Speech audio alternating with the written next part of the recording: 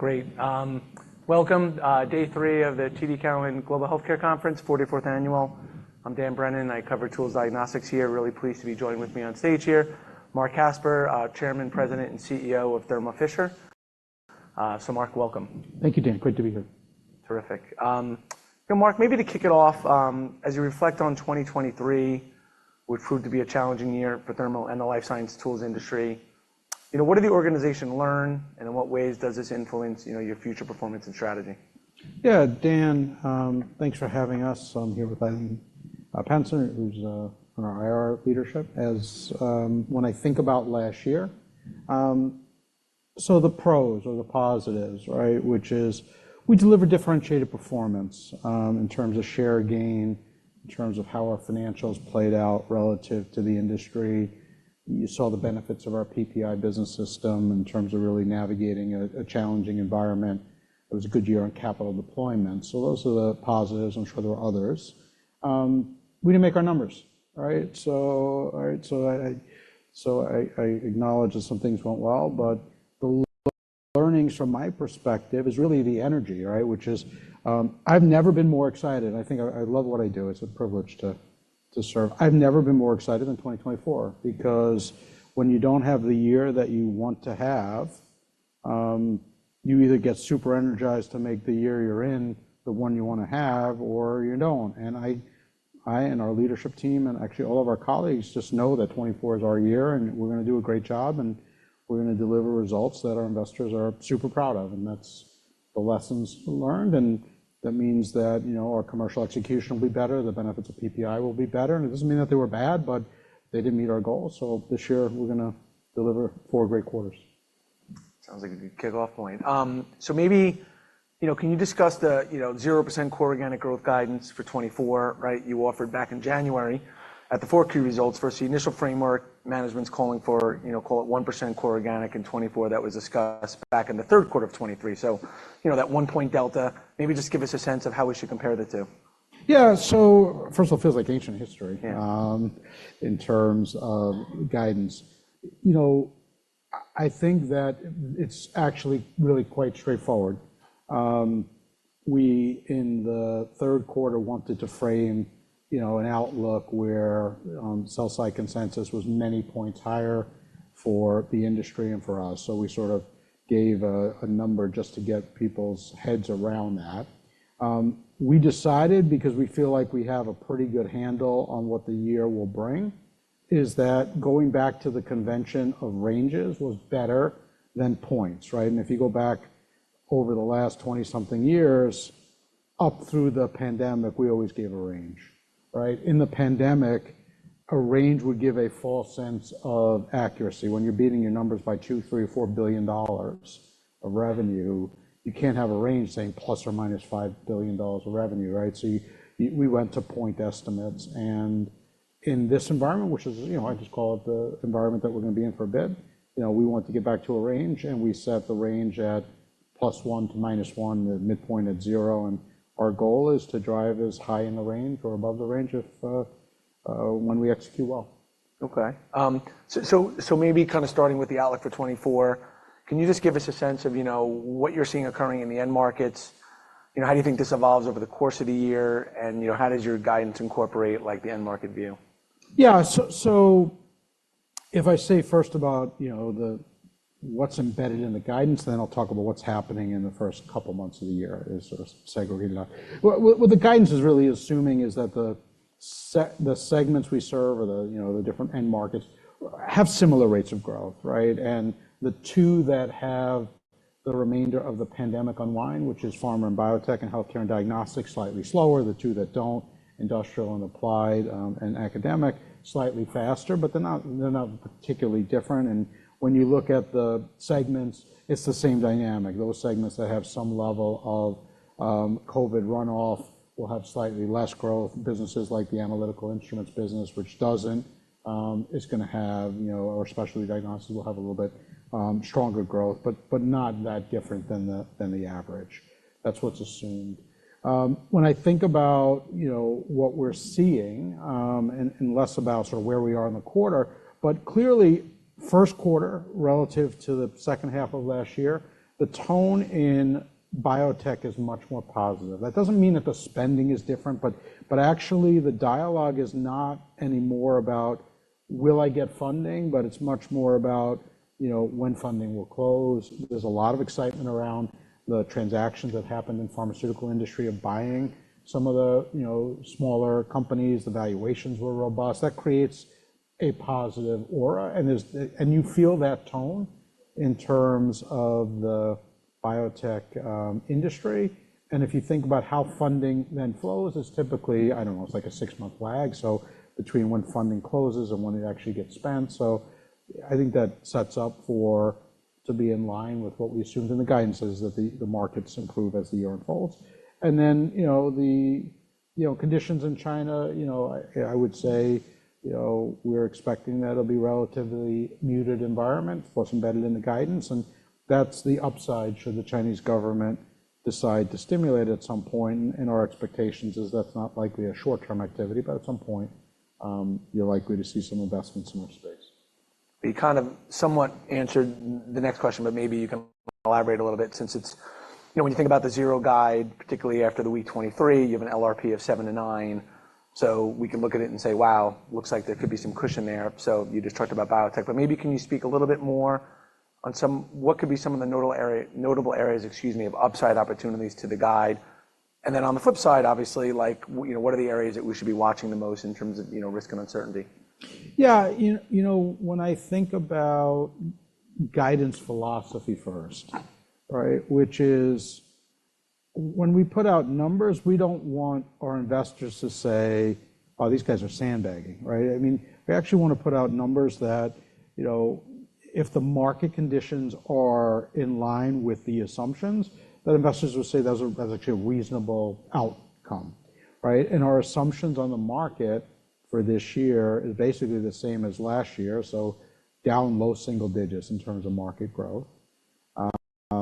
And it has the inverse or the mirror in terms of phasing, right? Because of the comparison. So the first half is going to be below that, and the second half would show return to modest growth. And it actually should mean that we exit this year with reasonable momentum into 2025. So if you say sort of how you think about the longer term market, we should be entering the year in a spot where the markets are getting more normal. I don't know whether they'll be normal or not, but certainly not depressed like we saw last year. So that's the sort of the high level view. And the upsides to me is certainly going to be China, and there's certainly going to be biotech, right? I think those are the things. I also think this is the kind of year, and many of you have heard me say this in years past, every day that something really bad in the world doesn't happen actually will help also, right? We're in a world where there's lots of things to worry about, whether you worry about the Middle East, or you worry about Eastern Europe, or you worry about whatever it is. It's not a world where you say, my God, look at all these great things, right? And therefore, every day that something is just a worry and not actually a reality of getting worse, that actually helps as well. So hopefully that gives you a viewpoint on it. Great. So maybe kind of shifting in some of your kind of customer kind of end market groups. We've already hit upon biopharma a few times in the opening remarks, but it is your biggest business. So I kind of want to unpack it a little bit. So it was down 3%, I think, organic. Last year you had a really tough comp. It's kind of 14% or so thereabouts in 22. So when we think about, you talked about in the opening remarks a little bit more of a COVID drag. So I guess you're assuming that business maybe is a little weaker in 24, but just begin to unpack that segment and what's the right way to think about, kind of what the overall segment will, do for you in 2024. Yeah. So Dan, if you think about relaxing the year for a moment, just to put it in context, right? We talk about being the trusted partner. What does that actually mean? We have decades of track record of making an enormous impact on the success of the individual biotech and pharmaceutical companies in their best times, in their most challenging times, when they have scaling up because they have the most impactful medicine, or scaling down because they have a patent cliff. We're there, and we're in the C-suite, and we're at the lab bench. Depending on the scale of the company, we often could have hundreds of employees actually working on campus. for some of these companies. I mean, so we are truly there as a key enabler to our customer success. That sounds super good, but the impact of that is substantial above market growth for the last 15 years in serving pharma biotech, right? And you can look at the different periods, you look at the rates of growth that we've had, we've delivered incredible performance there, you know, and then you take it down to last year, right? So you start to get to sort of the high level talk points, but you get to last year and you say, okay, we're down 1 point organically in pharma and biotech. There's a 7-point headwind on COVID roll-off in those numbers, right? So that's not an excuse, but it gives you a sense of the magnitude of the growth that we were able to drive in the underlying business as COVID activities have unwound, right? And so when I think about this year, this is really the last year that we will have the COVID unwind of any materiality in that segment in terms of the vaccine and therapy activity coming down to, you know, a low level by the end of the year. So that will dampen growth this year, but the underlying momentum is super strong, right? And so that's the sort of big picture view. So what does it actually mean at the detailed level? You know, we have an incredible position in pharma services in terms of, you know, both drug substance and drug product. And as there's been a desire to have more supply chain resilience in the world, that bodes really well for a well-capitalized company serving that market. We are the second largest clinical research set of capabilities and have great momentum with our customers there. You know, the Fisher Scientific channel has gained share since 2006 in terms of supporting that customer base. You know, and we provide the life science tools and the analytical instruments that are used to enable the breakthrough research that goes on. And we scale up in bioproduction for those molecules in terms of producing them. So we are throughout the value chain and have an incredibly strong position, and those businesses are all, you know, leading positions, and therefore, you know, when customers work with us, they're getting the very best. And so I'm very bullish about the long-term prospects of the industry, and the science is awesome, right? If I say what's going on, the science underneath the pharma and biotech industry, you go to some of the other investor meetings that are here and the other companies presenting, it's phenomenal, right, in terms of what's going on. And when you think about things like GLP-1s, right, you know, the dream is alive in the industry, right? If you think about it, a huge unmet medical need, profound health benefits. Not only does it have a human health benefit, but it inspires every biotech company to go out and say, yeah, I can be rewarded for doing great science and great clinical trials and design. And so I'm, you know, an unabashed bull about the midterm and long-term in pharma and biotech.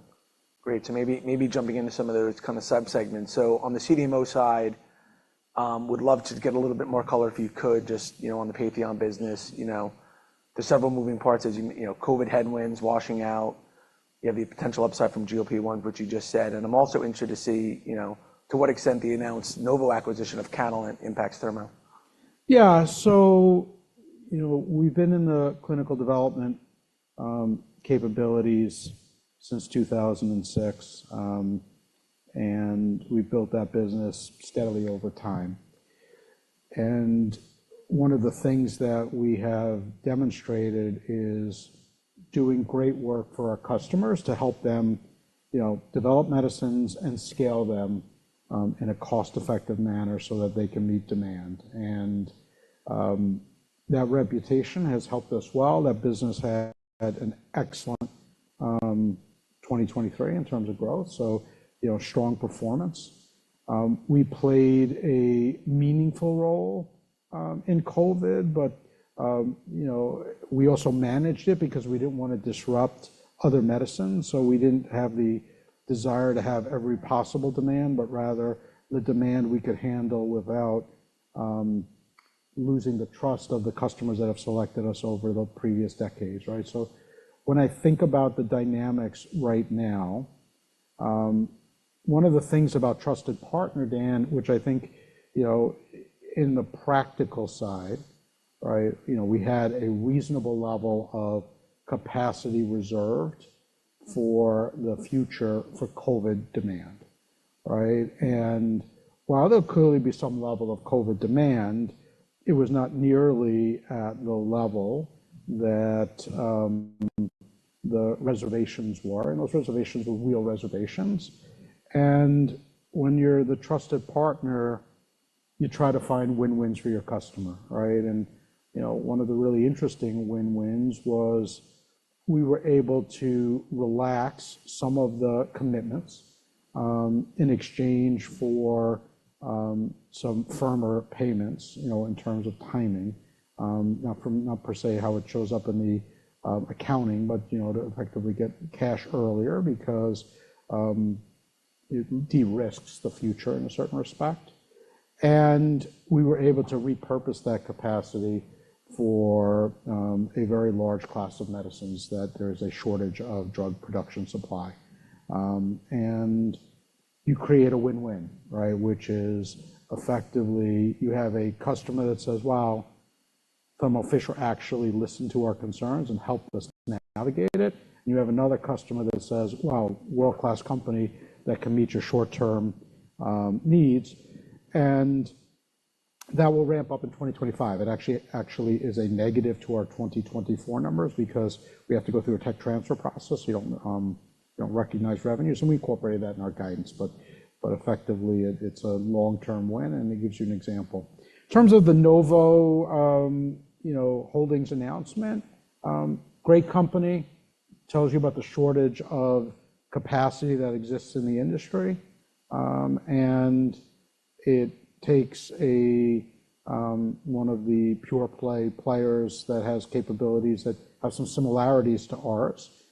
It takes them really out of the market, and so I think that it's a congratulations to Novo, and they're an important customer that we support and are proud to support. And at the same point in time, I think it creates opportunities for us to leverage the great relationships and capabilities that we have and drive growth for the future. So I think it ultimately will play out, very well for Thermo Fisher. Okay. Maybe sticking on the kind of drug production piece, but moving into the bioproduction business. Just, for how did that business do in 2023 for you? And when we think about the outlook for 2024, what kind of impact does the inventory destocking have upon your current and forward outlook?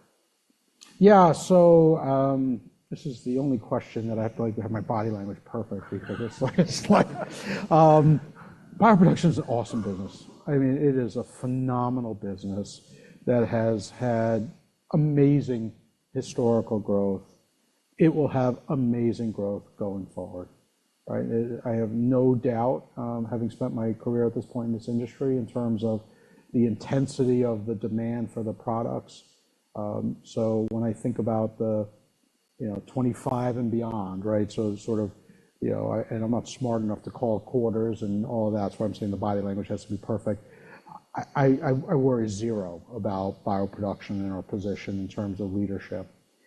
In terms of the shorter term, our assumption embedded in the guidance is obviously you just don't have the meaningful headwind that in this year that you had last year, right? You had, an incredibly strong 2022. You had a very challenging comparison, industry destocking, all the different things that others have talked about. So you have a tremendous headwind in the numbers that, eases as this year goes on. And I've seen what others have said, and I don't think we're seeing things particularly differently than what some of the others have commented on. So I mean, I had a follow-up to that here, but so just kind of on that same point, if you will, like order trends are being scrutinized as the best lead indicator, when the industry climbs out of the current downturn. I mean, can you say, have you seen orders trends grow either year over year or quarter to quarter that would support a revenue recovery? Yeah, what we said at the fourth quarter is we saw the sequential improvement in orders, and that we hadn't called the bottom or anything, and that I think I literally said that it's a taboo topic, and therefore I will wait until it actually happens and then report that the bottom has happened as opposed to forecasting when it does. Okay. Maybe just on pharma R&D, can you just speak to what kind of demand you've been experiencing there? I'm wondering if you consider small, medium, large biopharma companies, like, what have the demand trends been like, and, what have you baked in for 2024? Yeah, so when I think about how we serve the R&D, that's going to show up in our life science tools. It's going to show up in our Fisher Scientific channel. It's going to show up in our analytical instruments, and it'll show up in our clinical research on the development side. So it's a meaningful set of activities. When you have a COVID runoff there, which is certainly on the clinical trials coming to an end. So you got that headwind. I'd say a relatively normal environment in large pharma, and as funding flows to biotech, that should be an improving environment, is the way I would characterize it. Okay. IRA, is that a topic that comes up a lot with the large pharma companies in terms of pacing spending, and is that factored in some way for 2024? I don't think IRA is a big factor for 2024. I think IRA is sort of incorporated in the spend rates and incorporated sort of in the outlook. I think for the view of IRA, my advice is you have to think about it from two totally different lenses. There's a PR lens and a legal lens, which is the world is coming to an end because of the IRA, right? And that's just, right, you have a number of companies suing the federal government, so you kind of have to ignore that, and then you have to say, what does it actually mean practically, right? And my general view is, it's not going to be significantly challenging. It does encourage rephasing how you do your clinical studies. You wind up actually doing some of your larger studies earlier in the development of a molecule, as opposed to typically you pick a smaller indication and then expand. Here you are encouraged to get your larger indication first. So it probably front loads a bit of the clinical trial activity, and that's a short-term positive. That would be a longer-term negative in terms of it doesn't change the spend rate. I think most of our customers are navigating through it, and it'll have some headwinds, but I don't think it's significant. And then maybe before we jump into China, just on your AI business, the instrument business, results have been robust, right? Robust, excuse me. I think you grew, we have 10% in our model for 2023. It's, kind of like a 13%, like, multi-year stack. So kind of what's been driving that growth? And it sounds like, this segment can grow above the corporate average in 2024. Maybe can you discuss kind of, how you're thinking about what's implied for this year? Yeah, so our team's done a really good job, right? When I think about, it's an innovation-led business.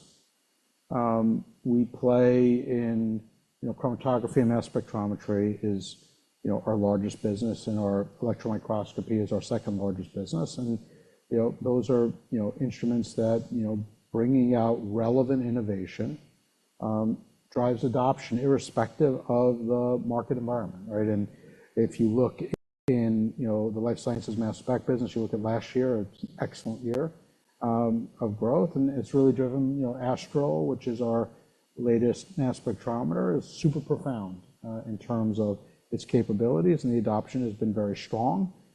There have been many other products beyond that that have driven innovation over the last few years.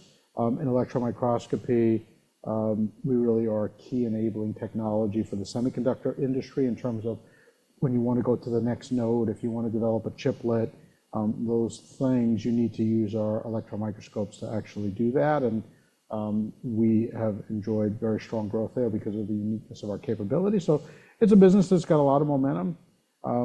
In last year, we got some of the results are slightly flattered by the supply chain disruptions that happened in 2022 because of COVID, and so that doesn't repeat. So we're expecting growth to moderate, and certainly China is an important market, and that moderates growth. But the midterm here should be excellent in terms of where the instrument business is positioned. Okay. Maybe jumping into China then, low double-digit percentage of your revenues, and I think you were down, by our math, high single digits in 2023, after growing double digits, the last 3 to 4 years. Just kind of, can you give us a sense of, like, unpacking, like, how that kind of growth last year and kind of what you're assuming for this year, like the different buckets in China? Yeah. So how did everybody gets surprised by China. It's really what happened after Q1, right? Which is every other economy around the world coming out of sort of COVID, and they were the last to come out of COVID just based on the social policies, really saw a rebound in spend, different years. And China didn't. It hit the brakes very quickly on lack of business confidence and other challenges in the economy. So you had a muted environment. As chair of the U.S.-China Business Council, I spent a reasonable time interacting with both the U.S. administration and the Chinese government at the highest levels. And what I would say is, I'm a believer that in the midterm, China will continue to be, one of the fastest, if not the fastest growing end market for our industry.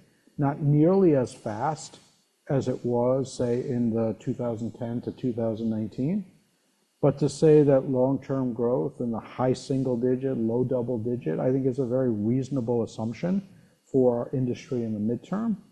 And we have an incredibly strong reputation in the country. We're a company that has enabled a healthier China and make sure the food supply is safe and that the air that the Chinese breathe is clean. Like our technologies are used for basic societal good, and we have a good reputation with the Chinese government. So I feel we're well positioned to capitalize on it.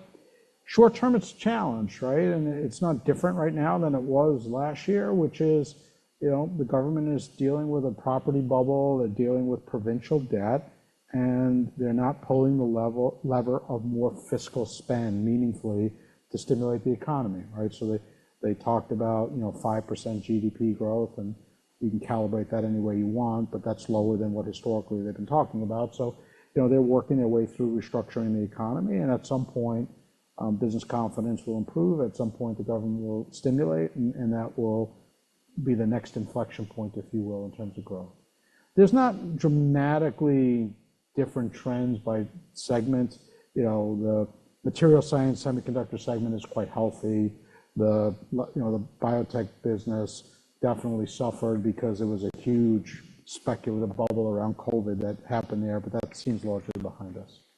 Got it. And in terms of the biosecure and the fallout from that, is there any direct impact to you, or just kind of how does that play in your more positive long-term view?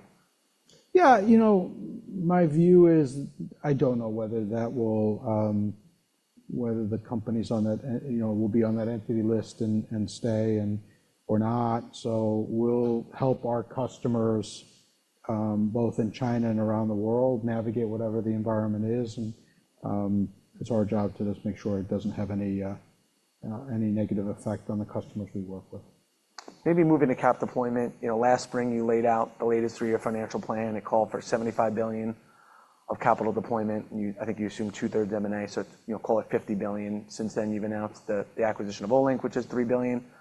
So one question we get frequently is kind of what can Thermo buy?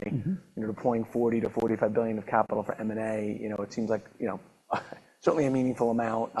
So just give us a sense of like what you see the opportunity set in the core life science tools and diagnostic sector. What's the attractive areas, and would you consider adjacencies to kind of deploy that much capital? Yeah, so we have a good track record here, and we've been able to consistently deploy capital. We're never in a rush because all we care about is doing good deals. So sometimes we're busier, sometimes we're less busy. We're always looking at things and thinking. I feel very confident in our ability to deploy meaningful capital over the next 5 years. And it's not like something happens in year 6, but for the foreseeable future, there's lots of opportunity. I actually like the business definition we have today, so I don't think you'll see us like dramatically change or expand the business definition. There are things that clearly would make sense for us to buy, and we feel reasonable about the regulatory environment in those areas. I'm very excited about Olink. We're working through the regulatory process, and when I think about that, we're on target, on track to close that at the middle of the year. I cannot wait to welcome our colleagues, or our new colleagues from Olink, and just a spectacular team, and we look forward to having them part of Thermo Fisher Scientific, and you'll see us continue to be active over time as well. And maybe last question here, and you can kind of wrap it up with the LRP, 7 to 9%. You spoke about the confidence in that, recently, I think on the 4Q call, but, certainly there are some, concerns may not be the right word, but given where that was set and given the funding levels then, can you just speak to your confidence in that 7-9, and maybe Sure. maybe you can wrap up and kind of give us a summary on the view as well? Yeah, so the super simple, right? We changed the number from effectively 3 to 5% market growth to 4 to 6 in September of 2021. And it had nothing to do with COVID, the change in the market growth. It had to do with the fact that we had a much larger presence in serving pharma and biotech, and we had a much smaller presence in serving academic and government, industrial, and applied, and the pharma and biotech market grows more quickly. So literally the 3 to 5 to 4 to 6 was purely the mix of the market. And historically, we said, 2 to 3% share gain, and, effectively, we have a high degree of confidence that we're able to grow 3% faster. And so the 7 to 9, from my perspective, is confidence in the benefits of our strategy. That's 3 points of growth, and 4 to 6 is not a particularly significant change from where it was. And the way that I think about, and my last thought, I get lots of questions about, when you're in a period of negative growth, how do you feel so good about 4 to 6? And when you go through all of the drivers in the industry, which is very positive, if you're super bearish on our industry, you kind of get to 4, right? And if you're super bullish, you get to 6. Can you find a case that the market growth is 3? Sure. But then you probably want to invest in life science tools and diagnostics, because it means that the global economy really is in disastrous shape. So when I think about the longer term, I feel incredibly confident about the 7 to 9. Thank you for having me. Terrific, Mark. Thank you, and thank you all for being here.